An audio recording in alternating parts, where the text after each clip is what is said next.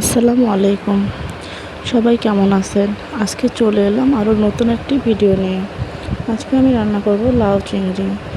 প্রথমে একটি প্যান বসিয়ে দিয়েছি, তারপরে দিয়ে দিয়েছি পরিমাণ মতো তেল। তেলটা গরম হয়ে গেলে দিয়ে দেব পরিমাণ মতো পেঁয়াজ কুচি এবং মরিচ কুচি, দিয়ে ভালো করে নেড়েচেড়ে ভেজে নেব। একটু ভাজা হয়ে গেলে দিয়ে দেব পরিমাণ মতো লবণ, পরিমাণ মতো হলুদ গুঁড়া এবং একটু লাল মরিচের গুঁড়া দিয়ে আবারও ভালো করে নেড়েচেড়ে ভেজে নেব এবং দিয়ে দেবো একটু পানি দিয়ে ঢাকনা দিয়ে ঢেকে দেব। পানিটা শুকিয়ে গেলে ঢাকনাটা আমি উঠিয়ে নেব। আমি আবারও মশলা সুন্দর করে ভেজে নেব।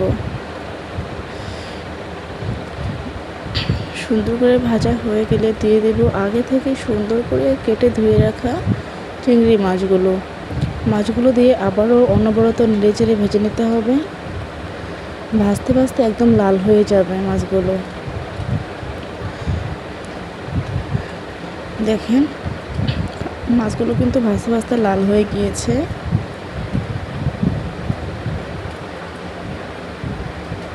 এরপরে আমি দিয়ে দেব আগে থেকেই কেটে ধুয়ে রাখা লাউগুলো, দিয়ে আবারও উল্টাপাল্টা করে নেড়েচেড়ে ভেজে নেব, যেন মশলার সব কিছু লাউয়ের গায়ে ভালো করে লেগে যায়। এখানে আমি কোনো পানি অ্যাড করব না, কারণ লাউ থেকেই পর্যাপ্ত পরিমাণে পানি ওঠে, যেটা দিয়ে তরকারিটা হয়ে যাবে। এভাবে উল্টাপাল্টা করে ভালো করে নেড়েচেড়ে ভেজে নিতে হবে।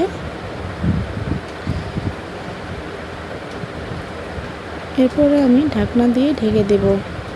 ফিরে এলাম 25 মিনিট পরে।